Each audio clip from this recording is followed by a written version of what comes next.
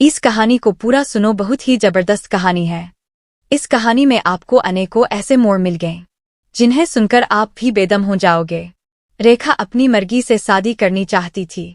माँ ने डांटा, पागल हो, शर्म नहीं आती, चल दफा हो जाओ अपने कमरे में। अंकल भी आ गए। क्यों डांट रही हो मेरी बच्ची को? रेखा बाबा के पास गई और जाकर कहने लगी, बाबा मुझे लड़का देखना है।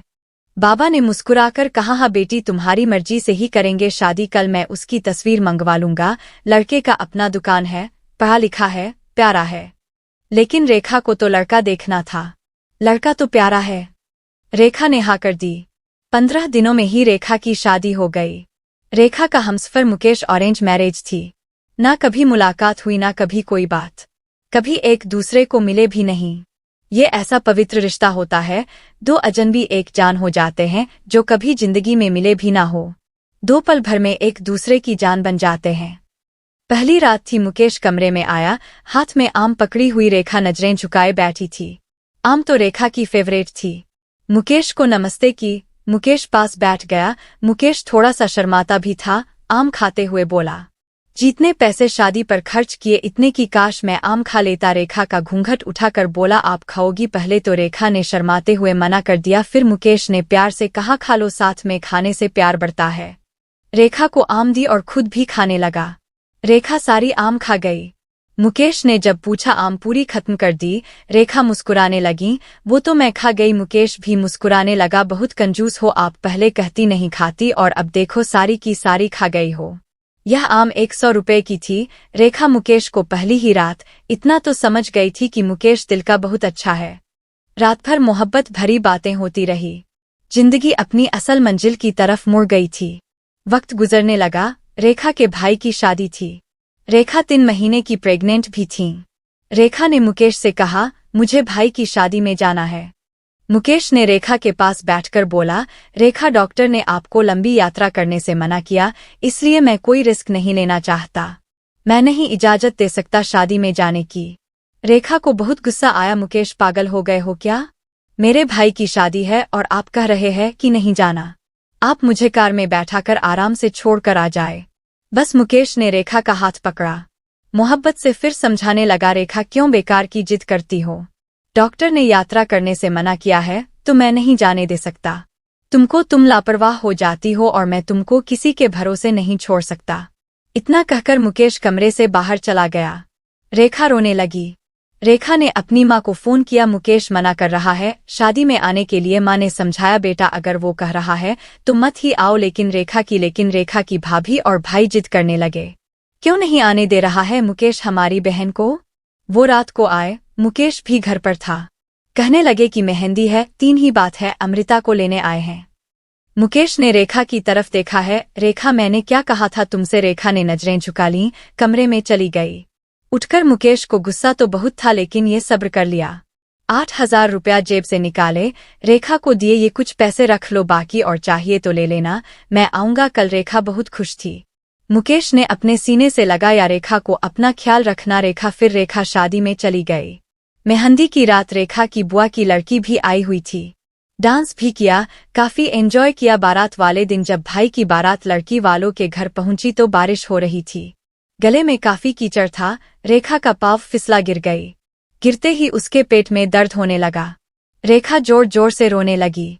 जल्दी से रेखा को अस्पताल ले गए। रेखा दर्द से चिल्ला रही थी। मुकेश को कॉल की, रेखा के बारे में बताया। मुकेश घबरा गया। वो जल्दी से अस्पताल पहुंचा। डॉक्टर रेखा को इमरजेंसी वार्ड में ले गए थे। मुकेश बहुत परेशान था।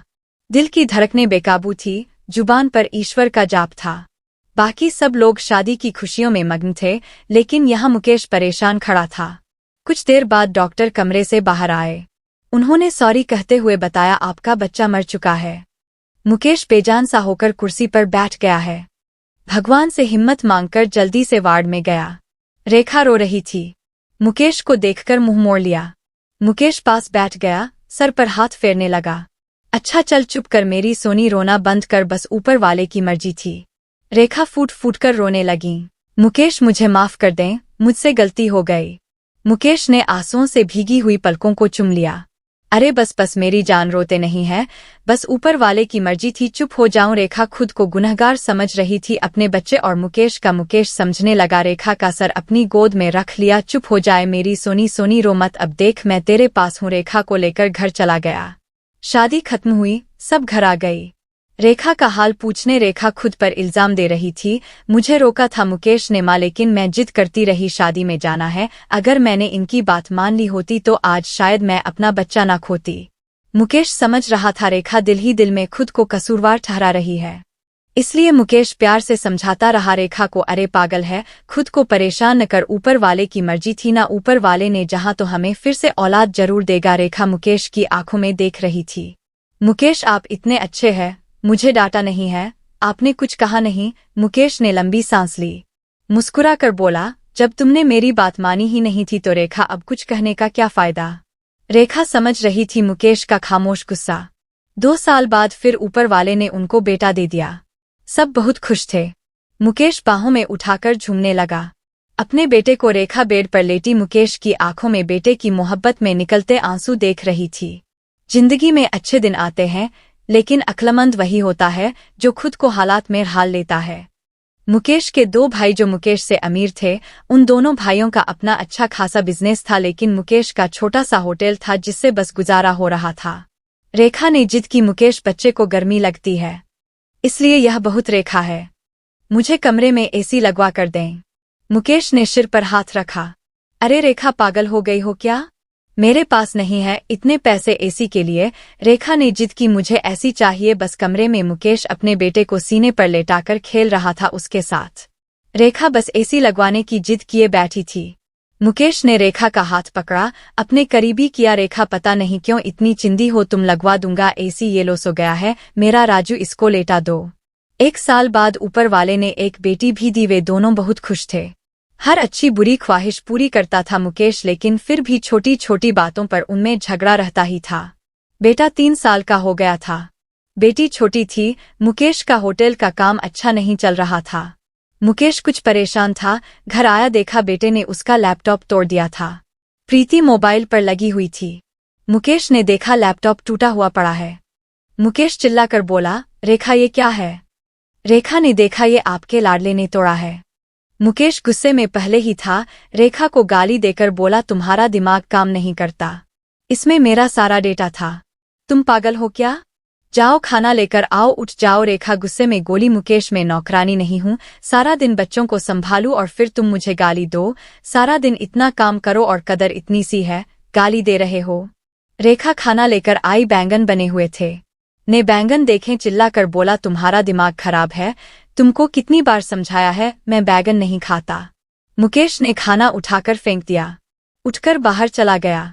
इतने में बेटे ने कांच का गिलास तोड़ दिया, जो हाथ पर लग गया। काफी खून बहने लगा था। हाथ से रेखा ने बेटे को 1-2 थप्पड़ लगा दिए। बहुत तंग आ गई हूं मैं, तुम बाप बेटे से बेटे को उठाकर कमरे में ले गई, रो रही थी, साथ ही उसे मैं बोल रही थी, 6 साल हो गए इस इंसान के साथ, बड़ी कदर ही नहीं है। बेटे के जख्म पर मरहम लगाने लगी। इतने में बेटी भूख से रोने लगी, बेटी को गोद में उठाया। इस इंसान की ऐसी हरकतें रही तो गुजारा मुश्किल हो जाएगा।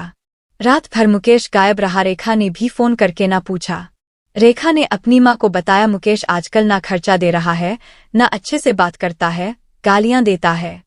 माँ ने कहा, अच्छा हम करते हैं बात। उससे मुकेश को महसूस हुआ उसने अच्छा नहीं किया रेखा के साथ।